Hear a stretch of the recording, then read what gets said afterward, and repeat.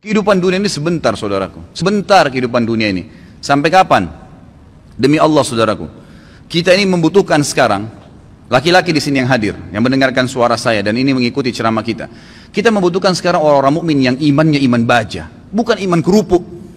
Yang kita butuh ini sekarang, ikhwas sekalian dan akhwat di belakang sana yang mendengarkan saya dan mendengarkan ceramah ini. Kita butuh iman-iman baja yang kalau malam bangun dari ranjang, lawan syaitan untuk sholat tahajud, bukan tidur terus-menerus. Kita membutuhkan iman baja, ikhwas sekalian dan akhwat sekalian, yang pada saat azan ke masjid, sholat, apapun tantangannya. Pada saat musibah datang bersabar mereka. Pada saat jihad dikumandangkan mereka berjihad di jalan Allah Subhanahu Wa Taala. Memang hidupnya untuk Allah Subhanahu Wa Taala. Kita butuh iman yang seperti ini. Ya memang baja apa yang Allah perintahkan, apapun tintangannya, halangannya kita lakukan. Nggak peduli dengan dunia ini, apapun orang mau katakan. Akhwat kita di belakang sana. Kami butuh sebagai laki-laki seorang ibu seperti Nusaybah binti Ka'ab, sahabiat yang luar biasa. Pada saat jihad dikumandangkan, Nusaybah binti Ka'ab membangunkan suaminya tengah malam mengatakan, wahai suamiku besok jihad, ikutlah. Dibangunkan anak laki-lakinya 5 orang, semua dikatakan anak-anakku bangunlah, besok jihad, ibu pun akan ikut. Semuanya satu keluarga pergi jihad. Ini yang namanya mukminah, imannya baja. Bukan suaminya mau bangun sholat malam, sebentar mas, jangan bangun dulu.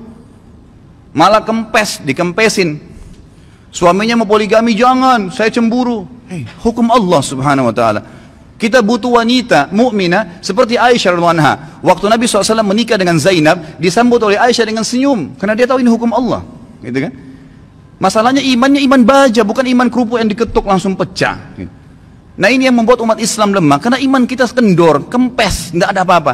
Sedikit godaan syaitan, dibisikin sedikit langsung kendor. Pakai jilbab besar, kemudian digoda sama temannya, sedikit saja, oh kamu alimnya, ditinggalkan jilbabnya. Subhanallah. Kita butuh orang-orang mukmin dan mukminah yang hadir di majelis ilmu dengan iman baja. Memang mau mempelajari hukum Allah SWT halal haram. Sepertinya anda hadir ini iman baja namanya. Hadir di majelis ilmu sebagaimana orang-orang fasik. Mau berapa jam dari malam sampai subuh di diskotik, tidak rasa capek tuh. Kemarin ada ikhwah bilang sama saya, Ustadz antum gak capek dari pagi sampai malam ceramah? Saya bilang, ya akhi, orang di diskotik dari malam habis isya pulang kantor, duduk nyanyi sampai kupingnya itu gendang kupingnya mungkin bisa pecah, musik dengan besar sampai subuh, minum khamr, mabuk, dia nggak rasa capek tuh, merasa oh saya tadi malam terhibur. Kenapa kita sebagai orang beriman tidak mengatakan saya terhibur dengan majelis ilmu, saya terhibur dengan bertemu dengan para ulama, dengan sholat malam, dengan membela agama Allah Subhanahu Wa Taala? Ini yang dibutuhkan, gitu kan? Kita butuh seorang muslimah, saudari kita yang seperti Rumaisah radhiyallahu anha, yang pada saat suaminya sedih, dia menghiburnya, anaknya mati. Suaminya sangat sayang dengan anak laki-lakinya. Pada saat meninggal dunia, kata Rumaisah radhiyallahu anha, jangan ada yang sampaikan kepada suami saya bahwasanya anak ini sudah mati, karena suami saya sangat sayang dengan dia. Waktu suaminya pamit pergi ke masjid, sholat maghrib isya, pulang habis isya, Rumaisah berdandan, pakai minyak wangi, masak masakan yang enak sekali, lalu dilayani suaminya. Begitu pulang, suaminya diajak makan, digodain, dirayu sampai berhubungan badan. Setelah puas suaminya kenyang, biologisnya selesai. Perhatikan wanita mukminah yang faham di mana dia letakkan godaannya, imannya membawa dia bagaimana untuk bisa menghilangkan kesusahan suaminya, bukan jadi beban bagi suaminya. Dia mengatakan, wahai suamiku, dengan santun nih, anaknya mati, dia juga sedih sebenarnya, tapi bagaimana dia menghibur suaminya, dan dia tahu ketaatan pada suaminya, ketaatan kepada Allah Azza wa Jalla. Apa yang dia bilang? Wahai suamiku, bagaimana pendapat anda kalau seandainya tetangga pernah pinjamin sesuatu, lalu saja tetangga memintanya, pemiliknya minta benda itu, apakah kita akan mengembalikan? Kata suaminya, tentu saja, itu hak orang. Kata Rumaisah dengan tenang, dengan sangat luar biasa kasih sayang sama suaminya, dia mengatakan, wahai suamiku, kalau begitu berharaplah pahala dari Allah, karena ya, Allah SWT yang menitipkan anak kita telah mengambilnya. Suaminya langsung marah, mengatakan, kenapa kau tidak cerita dengan saya, wahai Rumaisah? Kau membiarkan saya memakan makanan, menikmati tubuhmu, lalu kemudian kau memberitahukan setelah itu bahwasanya anak kita mati, gitu kan? Dengan sangat tenang. Lalu kata Rumaisah, itulah yang saya ingin lakukan untuk menghiburmu. Lalu kata suaminya, saya akan laporkan kepada Nabi SAW. Suaminya baik ke Nabi SAW malam itu berkata, ya Rasulullah, begini yang terjadi. Nabi SAW senyum, ya, lalu berkata, apakah kalian berhubungan malam itu? Kata keduanya, iya ya Rasulullah. Kata Nabi SAW, semoga Allah berkahi, betul hamil dari gara hubungan malam itu, dan tahun depannya lahir seorang anak mujahid dari kalangan sahabat yang hanya besar mati syahid di jalan Allah Subhanahu Wa Taala. Ini yang kita butuhkan, orang-orang yang punya iman, ikhwas sekalian. Sampai kapan kita mau berlalai-lalai, gitu kan? Sampai kapan kita mau berlemah-lemah? Malu dengan pakai busana muslim, subhanallah, gitu kan? Malu dengan simbol Islam, subhanallah. Enggak usah jadi muslim sekalian. Saya berapa kali nasihati ikhwan dan akhwat saya kalau ada yang bertanya, Ustaz, ada satu tetangga saya, ada saudara saya murtad, bagaimana saran Anda? Saya bilang tinggalin dia. Islam gak butuh dengan orang murtad, biarin dia murtad, masuk neraka sendiri.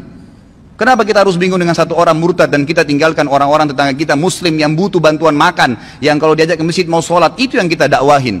Orang yang tidak mau iman tinggalin aja, gak usah diikutin, gitu kan? Ngapain kita berjalan di belakangnya merayu dia untuk supaya dia kembali ke dalam Islam? Gak usah. Doain mungkin, mendakwahin boleh, tapi gak usah kita sedih, ya kan gitu. Jadi kita harus menetapkan semua pada tempatnya masing-masing. Kita butuh figur Abu Bakar yang semua tegak dengan keyakinannya. Figur Umar yang memang syaitan lari dari dia. Tahu kenapa ikhwas sekalian syaitan lari dari Umar? Karena Umar betul-betul yakin semua yang Allah perintahkan benar, yang dilarang itu salah, ditinggalkan. Dan Umar bin Khattab semuanya dengan tegar, dengan iman baja yang dia lakukan. Malam bangun sholat, nggak ada ceritanya syaitan mau godain ditepis sama dia, nggak ada. Syaitan hanya habis akal. Bagaimana caranya goda orang seperti ini? Nggak bisa.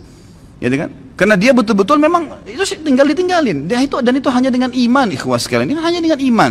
Sampai kapan kita mau terus-menerus membiarkan iman kita sehari begini dan sehari begitu? Sampai kapan antum mau mengatakan, dan perempuan di antun di belakang mengatakan, sampai kapan kita mau mengatakan, oh iya nanti, oh iya ya, sampai kapan oh iya ya ini? Sampai malaikat maut mencabut roh kita baru kemudian kita mau sadar. Subhanallah.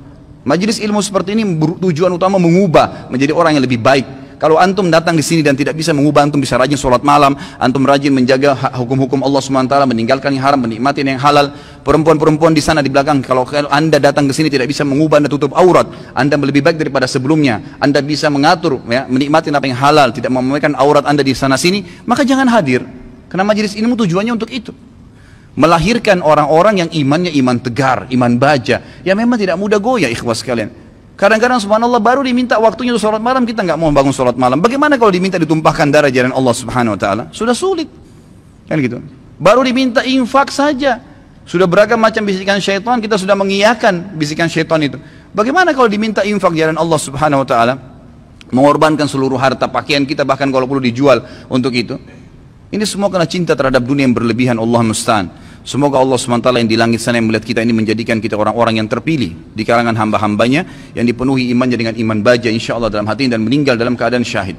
Ya Allah, saya meminta kepadamu atas namamu yang maha mulia agar engkau menjadikan aku secara khusus dengan keluargaku, ya Allah, semuanya mati syahid di jalan Allah dan semuanya memiliki iman-iman yang baja dari keturunan dan seluruh istri dan anak-anakku dan juga semua yang hadir di sini, ya Allah. Semoga engkau berikan apa yang terbaik dari hamba-hambamu.